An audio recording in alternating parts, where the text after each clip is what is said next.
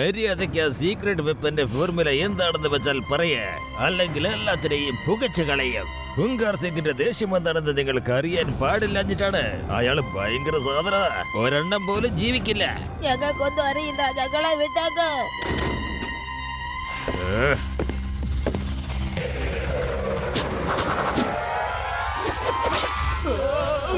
ഈ ഹുങ്കാർ സിംഗിന്റെ കയ്യിൽ നിന്ന് രക്ഷപ്പെടാൻ അസാധ്യമാണടേ. ഒരു കോപ്പും അറിയില്ല ഇവന്മാർക്ക്. ഇവരുടെ ലീഡർ ക്യാപ്റ്റൻ വിജയനെ പിടിച്ചോണ്ട് വാ. അയാൾ എവിടെയാണ്? അയാൾക്ക് മാത്രമേ അറിയൂ ആ സീക്രട്ട് ന്യൂക്ലിയർ വെപ്പന്റെ ഫോർമുല എവിടെയാണെന്ന്. ചെല്ല് വേഗം. ഹുങ്കാർ സിംഗ്, ക്യാപ്റ്റൻ വിജയ് രക്ഷപ്പെട്ടിരിക്കുന്നു. അയാൾ ഇപ്പോൾ വേദ ഹോസ്പിറ്റലിൽ കനത്ത സുരക്ഷയോടെയാണ് കിടക്കുന്നത്. സുരക്ഷ എത്ര കടിച്ചതാണെങ്കിലും ഞമ്മക്കത് പൊട്ടിക്കാൻ വളരെ ഇഷ്ടമാണടേ. എന്റെ ആ വിജയ് കോന്തനെ പിടിച്ചോണ്ട് വരി. ഹുങ്കാർ സിംഗിന്റെ ആജ്ഞ അനുസരിച്ചില്ലെങ്കിൽ അവൻ വെറും കോഞ്ഞാട്ട തന്നെ. പിന്നെ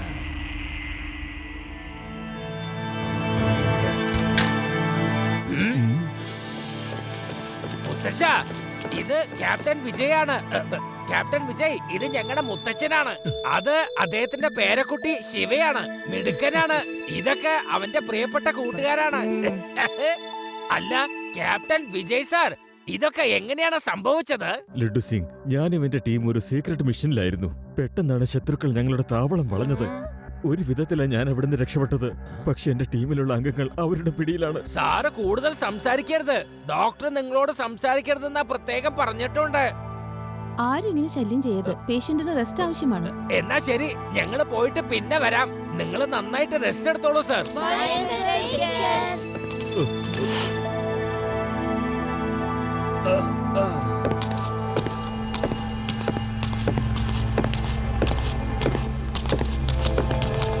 അല്ല, ഈ ഫോർമുല കിട്ടിയില്ലെങ്കിൽ നമ്മുടെ കാര്യം പോക്കട്ടാ. എന്താ കുഴപ്പം തോന്നുന്നുണ്ടല്ലോ.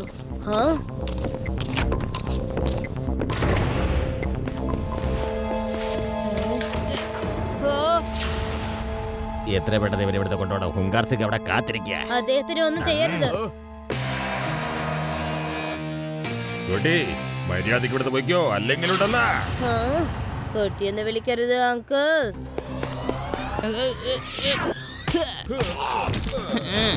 ശിവ, ശിവ എന്നാണ് എന്റെ പേര്.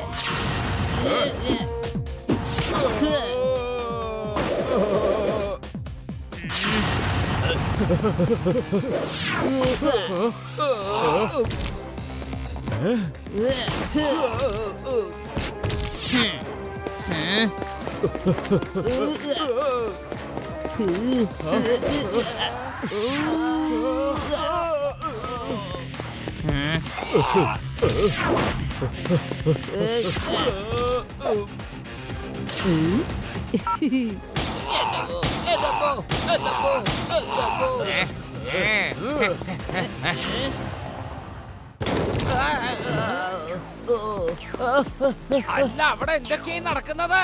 അവിടെ എന്താ കുഴപ്പമുണ്ട്? വേഗം വരൂ.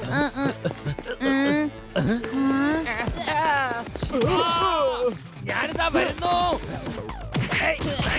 എന്നെ വിട്.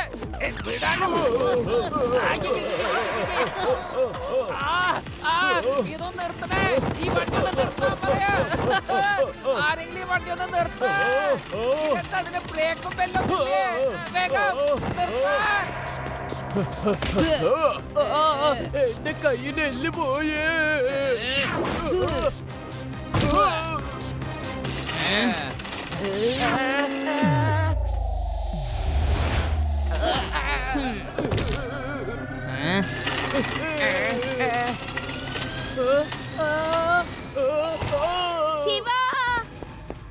ശിവ, കുറച്ച് കുണ്ടുകളെ ഇപ്പൊ ക്യാപ്റ്റൻ വിജയനെ ജനല വഴി കൊണ്ടുപോയി.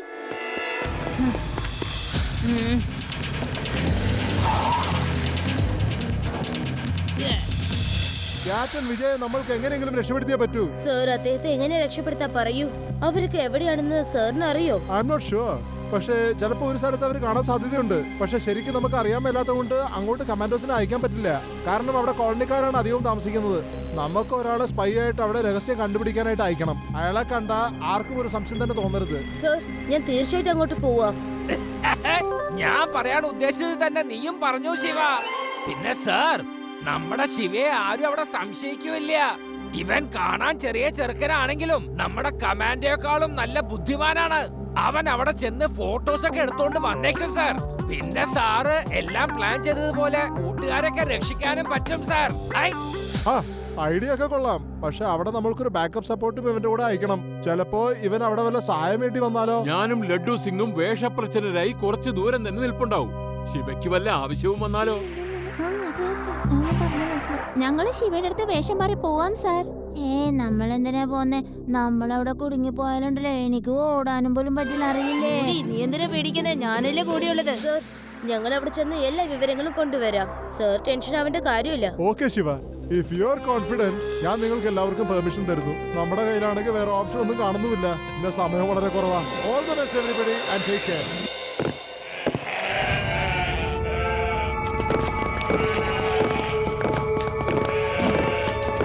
ശിവ, നീ എന്തിനാ സൈക്കിൾ കൂടെ കൊണ്ടുവന്നേ? ചിലപ്പോ അത്യാവശ്യം വന്നാലോ, അതുകൊണ്ടാ.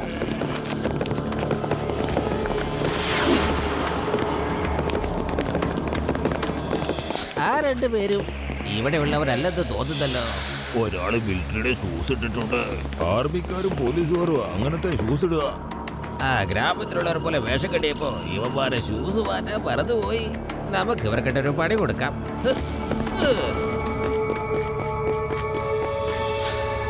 എബോ. ഇവൻ നീ എന്താണ് ചെയ്യുന്നത് ലഡ്ഡു സിംഗ്? പിടിക്കപ്പെടുമെന്ന് അറിയില്ലേ?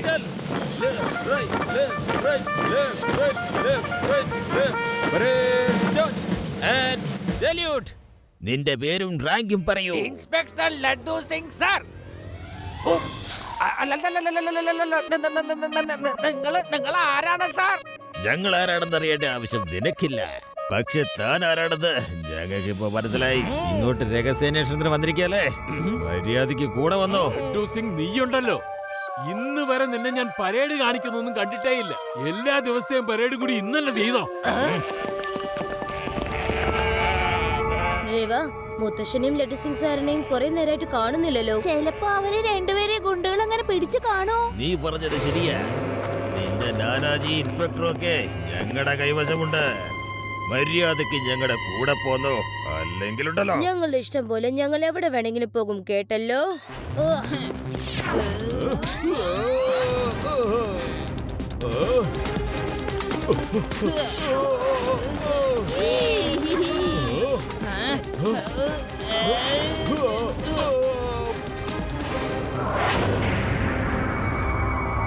ഫോണും കിട്ടുന്നില്ല. എന്തായാലും ആ താവളത്തിൽ ചെന്ന് അന്വേഷിക്കാം. മുത്തശ്ശൻ അവിടെ തന്നെ കാണും. ആ പട്ടാളക്കാരും ചിലപ്പോ അവിടെ തന്നെ ഉണ്ടാവും.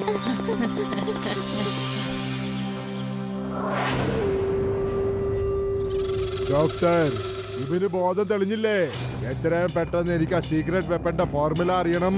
ഹുങ്കാർ സിംഗ്, ഇവൻ ഒരുപാട് പ്രഷർ കൂടിയത് കൊണ്ട് ഇവൻ അബോധാവസ്ഥയിലാണ്. ബോധം തെളിയിപ്പിച്ചെടുക്കാൻ കുറച്ച് സമയമെടുക്കും. ഇങ്ങനെ ധൃതി പിടിച്ചിട്ട് കാര്യമില്ല.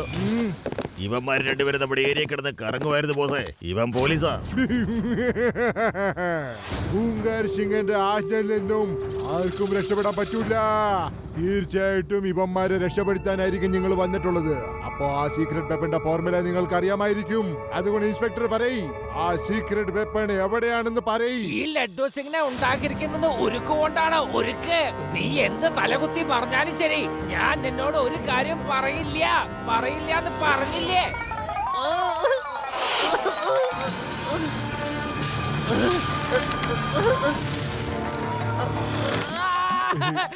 പറയാം, ഞാൻ എല്ലാം പറയാം. എന്നെ ഇവിടുന്ന് എന്നെ ഒന്ന് വേഗം മാറ്റേ. അത് താഴ്ന്നു വരുന്നു. എന്നെ കടിച്ച് തിന്നും. എന്നൊന്ന് വേഗം ഇവിടുന്ന് പൊക്ക്. എന്ത് പറ്റടോ ഉരുക്കു മനുഷ്യ? എന്റെ ആജ്ഞ വരുന്നതിന് മുമ്പ് തന്നെ നീ പറയാന്ന് പറഞ്ഞല്ല. ഇനി എന്റെ മോനൊന്ന് പെട്ടെന്ന് പറയ്, ആ സീക്രട്ട് വെപ്പന്റെ ഫോർമുല എന്താണ്? വേഗം ചക്കരെ. നിങ്ങൾ ആർമിയിൽ നിന്ന് കുറച്ച് ആൾക്കാരെ ഇങ്ങോട്ട് പിടിച്ചു കൊണ്ടുവന്നിട്ടില്ലേ? അവരെ കാണാനില്ല എന്നുള്ള റിപ്പോർട്ട് എന്റെ പോലീസ് സ്റ്റേഷനിലാണ് ഫയൽ ചെയ്തിരിക്കുന്നത്.